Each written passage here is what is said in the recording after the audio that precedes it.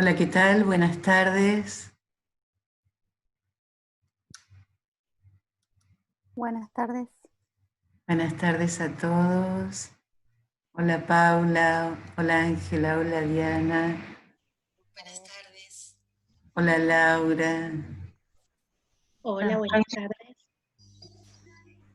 Hola Mechi, hola Úrsula. Hola, buenas tardes con todos. Hola Daniela, ¿cómo estás? Bien, Mónica, aquí esperando ese lindo encuentro. Gracias, gracias. Ahí vamos a esperar un par de minutos para que terminen de ingresar.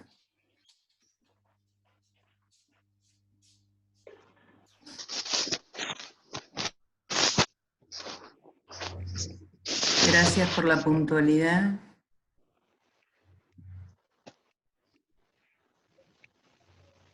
Gracias Ana María por el mensaje y Anabela. Gracias Rosario Gutiérrez Rodríguez desde México. Muchas gracias por el mensaje. Sí, mientras tanto si quieren ir diciendo de dónde son, porque yo sé que hay gente de otros países, ¿no? Hay gente que no es solamente de Argentina.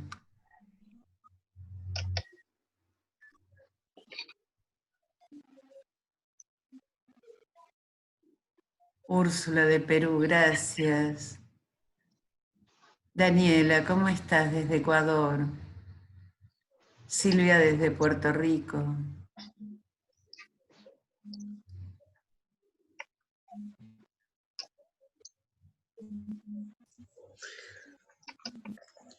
Hola. Isabel, ¿cómo te va? Uruguay presente. Bien, y vos, con mucho gusto de estar acá. Gracias. Ahí, Mariana, ¿ya entraste? Sí, estoy acá. Bueno, a ver cómo era. Ahí está. Te paso la pelota, ¿sí? No, no puedo. A ver.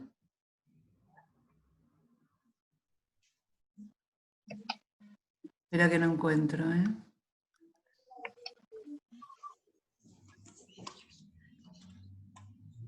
Te perdí.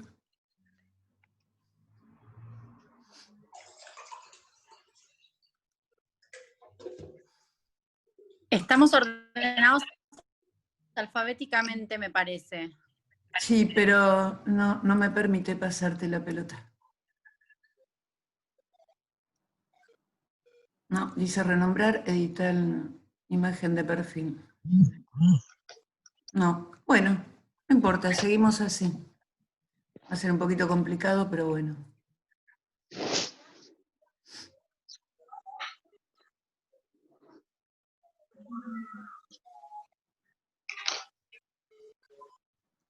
¿Me escuchás, Mariana? Sí.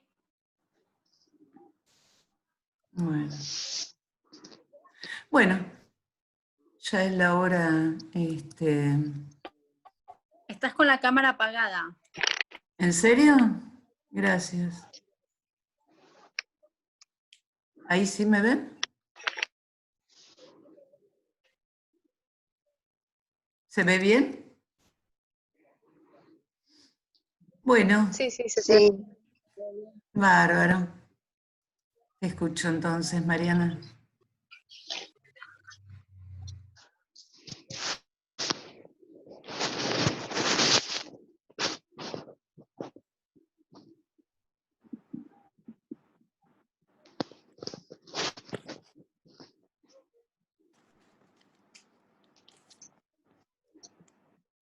Mariana.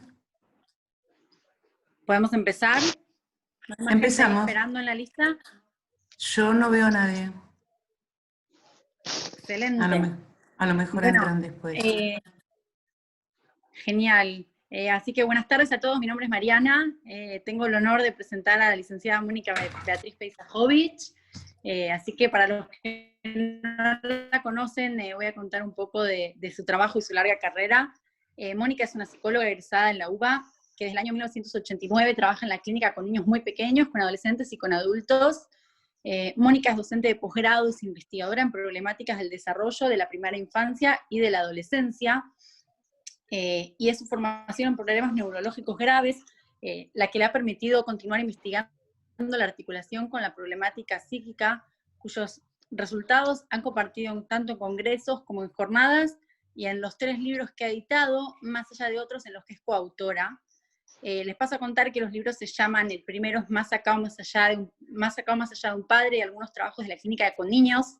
El segundo es El paseo en la clínica con niños y algunos trabajos de autismo y psicosis. Y el tercero es La imagen e intervención en lo real en un paciente con discapacidad. Esperemos que pronto se venga el cuarto. Mónica es una licenciada que dicta cursos y seminarios, que supervisa profesionales e instituciones, entre ellas SET, Hospital de Día, escuelas tanto en Argentina como en el exterior del país. Les cuento que ella también es coordinadora profesional de una plataforma que se llama Spiritfy, están invitados después a conocerla. Mónica es miembro de grupos de investigación de la Escuela Freudiana de Buenos Aires, tanto como de la UBA, de la Facultad de Psicología y de la UBASIT, y es miembro de la Sociedad Argentina de Salud Mental. Mónica es una licenciada que es docente de posgrado en la institución SHOA, y es directora y fundadora de una institución donde se dedican a realizar asesoría y consultoría en psicología de la educación. Y bueno, nosotros hoy tenemos el honor de poder escucharla y aprender un poco de ella, así que a disfrutar. Gracias, gracias. Bueno, se nota que es mi hija, ¿no? Todas las cosas lindas que dijo.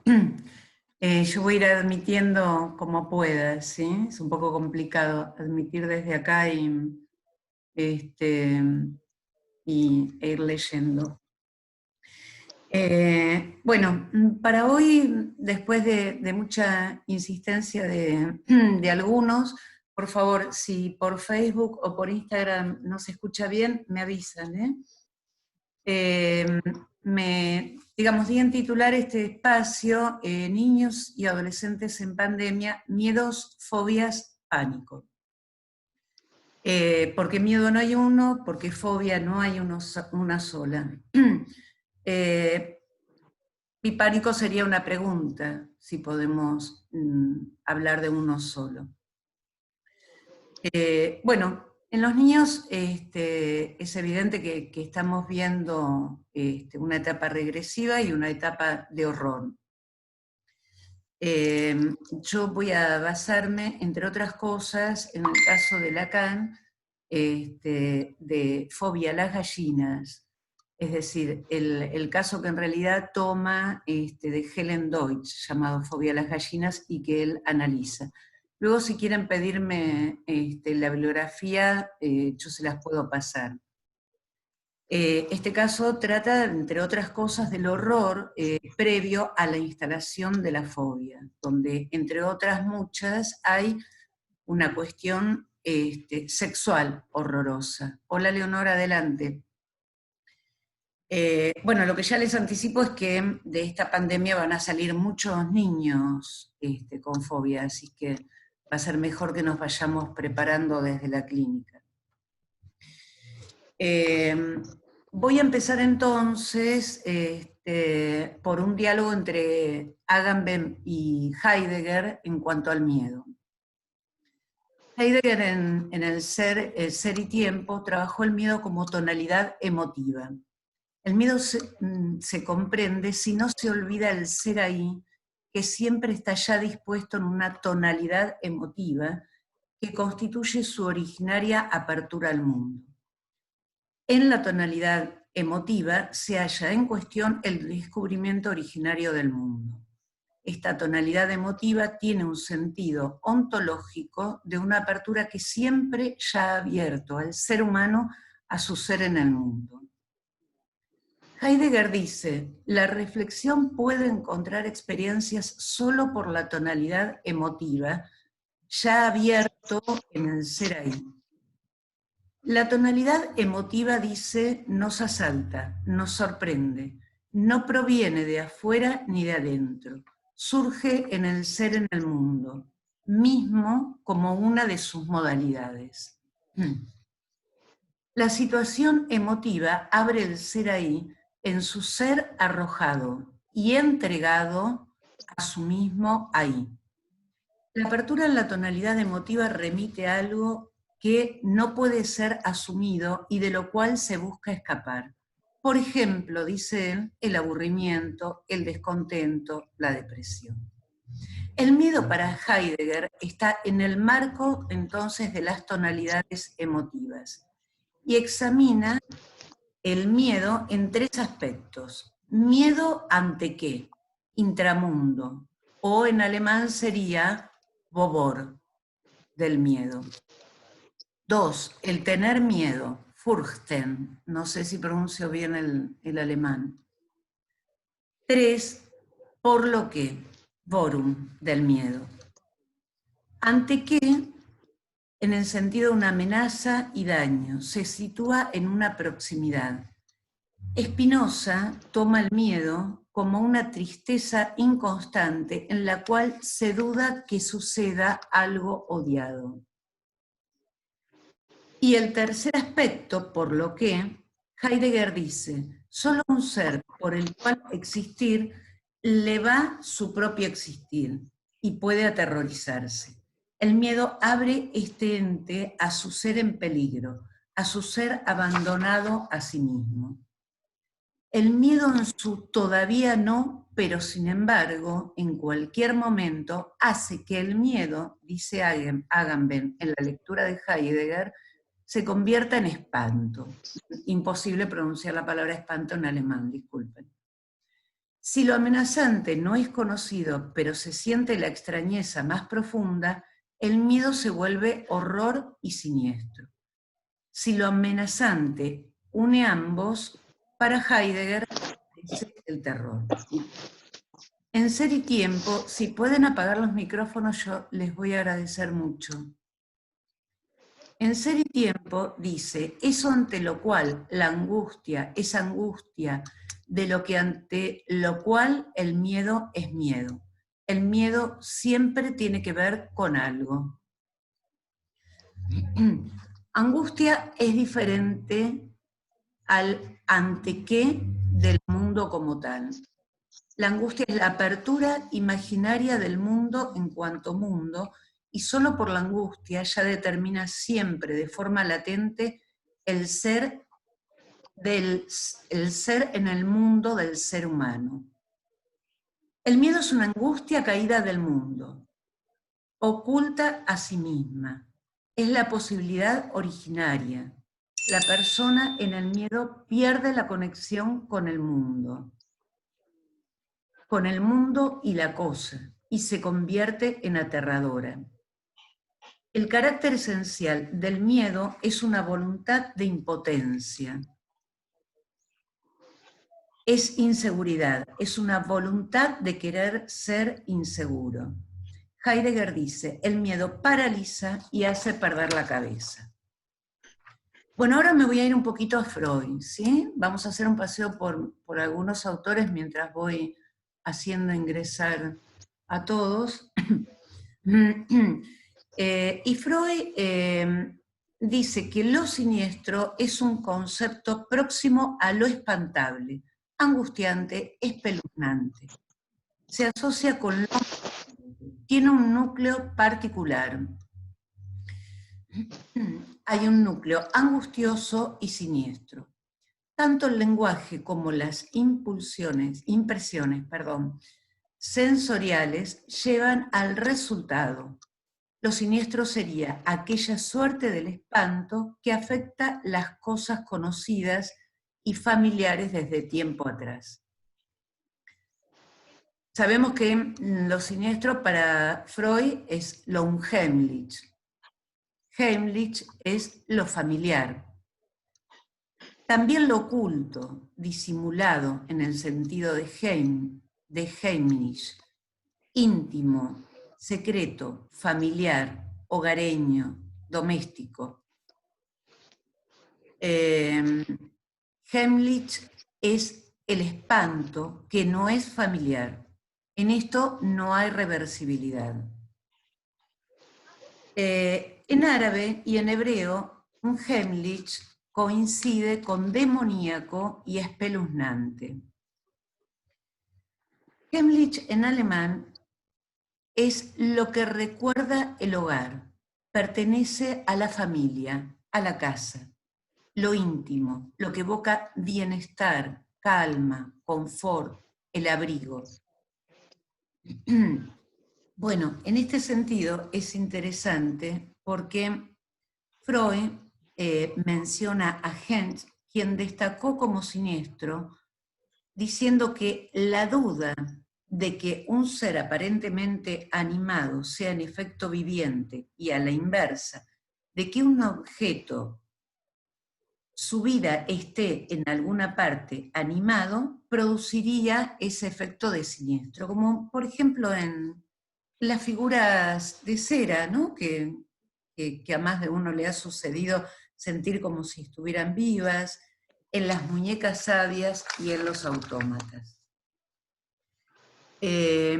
Bueno, ustedes no sé si recuerdan, pero Freud habla de El hombre de arena, el cuento de Hoffmann, que arranca los ojos a las criaturas. Entonces, Freud cuenta que la madre acostaba temprano a los niños bajo amenaza que vendría el hombre de la arena. Lo que, bueno, por lo menos a los de nuestra época le llamaban el hombre de la bolsa, ¿no? Y esos pájaros darían picotazos a los ojos de los niños que no se portaron bien. Como vemos, siempre está la cuestión de los ojos y la mirada, pero por sobre todas las cosas, Freud pone el acento en los ojos y la posibilidad de perderlos. Esto es importante porque cuando hablamos de mirada hacia otra cuestión que los ojos, ¿sí? Los ojos hacia el órgano y la mirada hace a la función. Estoy hablando en todo caso de algo ligado a la pulsión. El sentimiento de lo siniestro es inherente a la idea de ser privado entonces de los ojos. El autor quiere hacernos mirar a nosotros mismos a través del diabólico anteojo del óptico. El psicoanálisis nos recuerda que herirse los ojos o perder la vista es un motivo de terrible angustia infantil, temor que persiste en muchos adultos a quienes, dice Freud, ninguna mutilación espanta tanto como la de los ojos. Algo es tan querido y costoso como un ojo de la cara, dice el dicho, ¿no? Los sueños, la fantasía, los mitos nos enseñan que el temor por la pérdida de los ojos, el miedo a quedar ciego, es un sustituto frecuente de la angustia de castración, dice Freud. No olvidemos a Edipo, que se impone un castigo al quedar ciego, una castración atenuada, una pena como la ley del talión. ¿Se acuerdan cómo es? Ojo por ojo y diente por diente. Bueno, también tenemos otros ejemplos en relación a esto. Y Freud nos dice que los niños en los primeros años no saben trazar un límite muy preciso entre las cosas vivientes y los objetos inanimados. Por ejemplo, cuando tratan a un juguete o a una muñeca como si fuera de carne y hueso. La fuente del sentimiento de lo siniestro, dice Freud, no se encuentra en una angustia infantil, sino en un deseo o en una creencia infantil. En este sentido, Hoffmann es el maestro de lo siniestro en la literatura, así como tenemos a Bergman en el cine y a otros en el arte. El doble fue primitivamente, el concepto del doble, una medida de seguridad contra la destrucción del yo, un enérgico mentis a la omnipotencia de la muerte, dijo Otto Rank, y agrega Freud. Probablemente haya sido el alma inmortal del primer doble de nuestro cuerpo. Lo onírico encuentra esto una representación de la castración por la duplicación o... Perdón, me pierdo admitiendo gente que llega más tarde, por eso. O multiplicación del símbolo genital. Los egipcios hicieron momias, Al superarse esta fase, se modifica el signo algebraico del doble. De un asegurador de la supervivencia se convierte en un siniestro mensajero de la muerte. La idea del doble no desaparece luego, adquiere nuevos contenidos en otras fases. Quiero ir un poquito rápido, así puedo pasar a Lacan y puedo darle también tiempo a ustedes para las preguntas. Hoffman utiliza otros trastornos del yo, que consisten en un retorno. Voy a agradecer mucho nuevamente, Carmen, si pudieras silenciar tu micrófono. Bueno. Gracias, Carmen. Hoffman utiliza otros trastornos del yo que consisten en un retorno a determinadas fases de la evolución del yo, previos al estadio del espejo, podríamos decir con Lacan. Freud se sentirá como siniestro, dice que se sentirá como siniestro cuanto sea susceptible de evocar este impulso de repetición interior. Y dice que hay otros ejemplos de lo siniestro donde la neurosis obsesiva sería el parangón, digamos, el modelo, si pudiéramos llamarle de alguna manera, ¿no? Dice, cuando, por ejemplo, un neurótico obsesivo le desea algo malo a alguien y después se cumple, y entonces después no puede sino sentir una culpa enorme, una culpa gigante por eso, porque cree que efectivamente ese deseo se cumplió, ¿no? Entonces ahí aparecen las cuestiones de los superpoderes. El mal de ojo, bueno, y otras cuestiones que tienen que ver con la omnipotencia del pensamiento. Frente al primitivo temor ante la muerte, ante los muertos, conserva su poder sobre nosotros, que los muertos tengan algún poder, ¿no? Entonces Freud, frente a esta cuestión, propone la pregunta siguiente: ¿dónde han ido a parar la represión, nada más y nada menos, ¿no? Qué importante lo que se pregunta, condición necesaria para que lo primitivo pueda retornar como algo siniestro? Y dice, lo siniestro se produce cuando se pierden los límites entre la fantasía y la realidad, cuando lo fantástico aparece como real. Para lo cual, la pregunta sería, y esta es mi pregunta, ¿lo fantástico aparece como real en el sentido de la realidad o podríamos pensarlo desde Lacan como lo real, como lo que no cesa de no inscribirse? Bueno, recordemos que un Heimlich, en alemán es el signo de la represión, en alemán quiere decir no.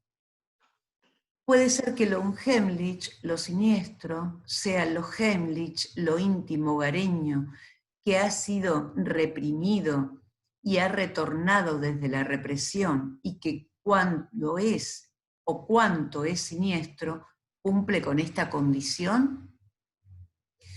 No es siniestro todo lo que alude a los deseos reprimidos y a formas de pensamiento superadas y de la prehistoria individual y colectiva. Y Freud dice, hay que diferenciar lo siniestro que se vivencia de lo siniestro que únicamente se imagina. Lo siniestro vivenciado apunta a la omnipotencia de las ideas. Lo siniestro que únicamente se imagina es lo que emana de complejos infantiles reprimidos, del complejo de Edipo, etcétera, etcétera.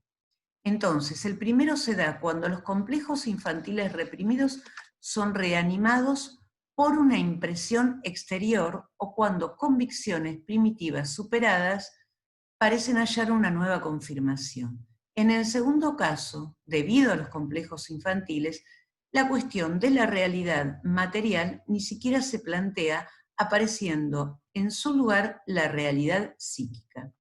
Y por acá está Marta Girac, mi buena amiga poeta. Esto va para vos. lo siniestro en la poesía no aparece, dice Freud. Bueno, y ahora entonces vamos a hacer un paseíto un poquito por Lacan. Bueno, Lacan empieza diciéndonos que, ustedes recordarán, la angustia no es sin objeto. No es sin, es algo análogo al objeto. Revela justamente que el objeto no falta. Perdón, mientras tanto, si quieren hacer preguntas, pueden hacerlas, ponen chatear y ahí pueden ir poniendo. Hola Normi, hola Virginia, ahí pueden ir poniendo preguntas o pueden esperar al final, como gusten. Entonces, el no sin revela que el objeto no falta. Su evocación supone que ya está instituido. Que está instituido el orden simbólico. Es decir, que hay una ley, que hay una acumulación numerada. Esto significa que es un ordenamiento. Ahora, no podemos hablar de lo simbólico sin hablar de lo real. Y lo real, decimos, no le falta nada, si lo definimos por la supuesta abolición del material simbólico. Un ejemplo de lo real sería el soma, la reducción mortal. El cadáver es un real. ¿Se acuerdan que cuando pasamos por Freud hablamos de esto? Entonces dice Lacan que nos vemos forzados a concebir lo imaginario por los efectos que subsisten en el organismo. De hecho, sin organismo no podríamos hablar de aparato psíquico. El aparato psíquico necesita un sistema nervioso central donde sostenerse. Algo del exterior, dice Lacan, del Umwelt, puede ser absorbido por él y resulta propicio para su conservación. Este Umwelt, dice, es una especie de halo, de doble del organismo, y esto se llama lo imaginario. Hay una adecuación en el orden del Umwelt. Lo imaginario va a implicar entonces que el Umwelt es capaz de decadencia. De decadencia significa que es real. Para que la falta aparezca, es preciso que se diga en algún lugar no hay cuenta. Es decir, para que la falta aparezca, algo debe estar de lo contado en el orden de la imagen. La música, por ejemplo, se escucha y se constata la falta, no se constata solamente el intervalo. Se escuchan también los silencios. Quien sabe contar puede repartir, decíamos, distribuye. Y distribuir es justo por definición. Hay una discordancia, una disyunción entre saber y poder. Esta discordancia estalla. Hay un desgarrón patente. Y Lacan nos dice que Freud testimonia, como paciente, la disyunción justamente entre saber y poder. Dice, no es el único, pero él lee los efectos en los síntomas que se producen en lo subjetivo y que intenta remediar. Y Lacan plantea dar su testimonio, como lo damos nosotros, en el discurso, y al examen y revisión de esta disyunción siguiendo a Freud. Lacan entonces retoma, bueno, dice que falta 10 minutos, así que cuando se corte yo lo que les voy a pedir es que vuelvan a entrar, ¿sí? Por el mismo enlace. Retomando el seminario 4, donde planteo descifrar el objeto A partir de Juanito, Lacan plantea que las fobias no tardan mucho más tiempo en curarse espontáneamente. Claro, eso si hablamos de la etapa de la infancia, ¿no? Habría como un tiempo, entre comillas, común, normal para que se desarrolle la fobia. Entre lo imaginario y lo simbólico se juega algo en el límite, en la frontera. En tanto todos somos pacientes, hay un viraje, como cierta disyunción entre saber y poder. Y dice, ¿qué es lo real? Lo real es que la gente muera de hambre. Esto que se está viendo tanto en esta época, sin duda un precursor. En lo simbólico, para que exista lo simbólico, es preciso que se cuente por lo menos uno. ¿Se acuerdan? Esto, cuando están las fórmulas de la sexuación y en muchos momentos de la obra, Lacan plantea, existe por lo menos uno que tiene que decir no a la castración, ¿sí? Y esto es el tiempo primordial del padre, el primero, que es la privación originaria en la madre.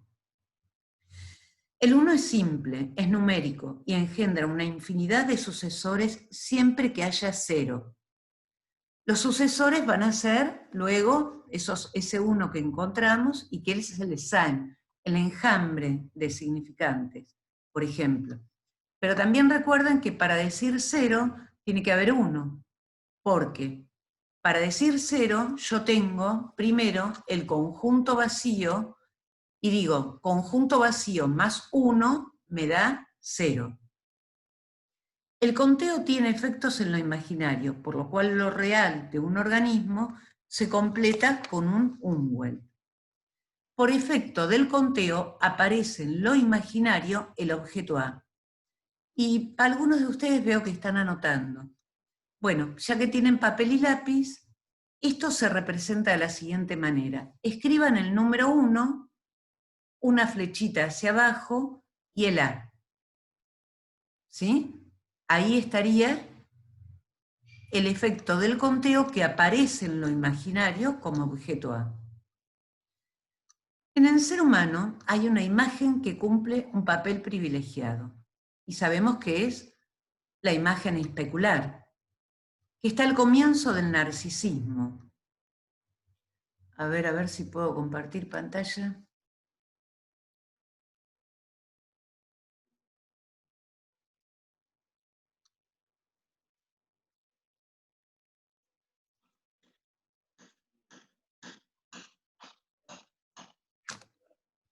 Voy a buscar la página, discúlpenme. Un minutito. Página 211. ¿Ven ahí? ¿Están viendo? Sí. ¿Sí? Sí, sí vemos. Gracias. Sí, ahí sí. Bueno, ahí tienen el esquema óptico, ¿sí? Esto es página 211 del segundo libro que edité para quienes lo tengan. Entonces, hay una imagen que cumple un papel privilegiado, decíamos, y es la imagen especular, que está al comienzo del narcisismo. En la etología también es importante a nivel del organismo. Bueno, ustedes saben que las palomas, de hecho, pueden comenzar toda su etapa de reproducción a partir de verse en un vidrio, ¿no? De verse en un espejo. Lo importante entonces es la relación entre el IDA lo tengo aquí, de este lado voy a tener el I' de A, voy a tener I de A, I' de A porque el objeto es uno solo. Lo que tengo es una duplicación de la imagen.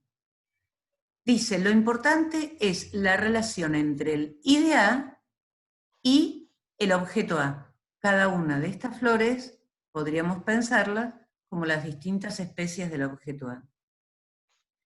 El objeto A pasa por el campo del otro. El campo del otro es esto, es el espejo plano, ¿sí? De cómo está organizado este espejo plano, aquí, depende del grosor, de la inclinación, etc., tendremos luego las consecuencias en la clínica. El objeto A pasa por el campo del otro, tiene que pasar por acá. Es decir, el campo de lo simbólico, para pasar a este lado. Recuerden que de todo esto se sale con una unidad, se sale con un yo-cuerpo. Primero tendremos entonces el otro, siempre tenemos primero el otro, y luego el sujeto. ¿Ven acá? ¿Ven esto? ¿Alguien que me diga que sí o que no? Se ve muy chiquito. ¿Ahí? No lo podés compartir. Sí, ahí se ve, algo se ve. Sí. Dejo de compartir. ¿Ven ahora mejor? Perfecto. Esto es el grafo del deseo. Gracias, Laura. Esto es el grafo del deseo. Entonces, yo lo primero que tengo es el otro. Sin el otro, yo... perdón, se lo voy a poner un poquito a ellos también. Sin el otro, yo no puedo hablar del deseo. Yo primero tengo el otro como tesoro de los significantes, el otro como un lugar, y el otro que aparece también en la transferencia, porque en la transferencia el sujeto supuesto al saber también está remitiendo a ese lugar. No es cualquier lugar, para nada es un lugar vacío, es un lugar que aloja absolutamente todos los significantes, y es un lugar al que todo el tiempo va a estar remitiendo el sujeto. Entonces, si bien en este grafo ustedes ven que parte del sujeto barrado, es porque tendríamos que insertar en realidad, que yo acá no puedo, el esquema del estadio especular dentro de esto. Esto otro día prometo que lo voy a hacer. Pero ustedes ven aquí, en cada uno de los pisos del grafo, que Lacan establece una relación a ese otro, sea el significante del otro, que acá está sin barrar, y que acá nos está indicando la voz, sea para hablar del goce, donde ya está barrado, bueno, acá estamos arriba, ya en el final, sea para hablar del fantasma, de la castración, ¿sí? ¿Se ve? ¿Alguien que me diga que sí o que no? Sí, sí. Se ve perfecto. Gracias. Bien. Entonces, el objeto A, dijimos, pasa por el campo del otro. Estoy todo el tiempo hablando del otro primordial. El campo de lo simbólico. Los efectos del A pequeño en el campo de lo imaginario no implican más que esto. El propio campo del otro primordial es en forma de A. En forma significa que topológicamente agujerea ese campo. Bueno, no me voy a meter a hablar de la perversión hoy. El efecto de lo simbólico en lo imaginario alcanza al sujeto. Se inscribe a partir de una articulación del campo del otro con mayúscula, con un pie afuera y otro pie adentro. Lacan dice que Freud habló del amor, y se habrá hablado, ¿no? Bueno, la falla del inconsciente es el amor. Nos termina diciendo Daniel Paola que lea Lacan, que Lacan leyó a Freud. Y distinguió la relación anaclítica de la relación narcisista. Oponía a Freud la investidura de objeto a la del cuerpo propio, donde la relación de objeto se salió de uno. La articulación de Freud del anaclitismo como un sostén a nivel del otro dio lugar a cuestiones que, bueno, ustedes recordarán todo lo que es la era de Ana Freud y el anafroidismo,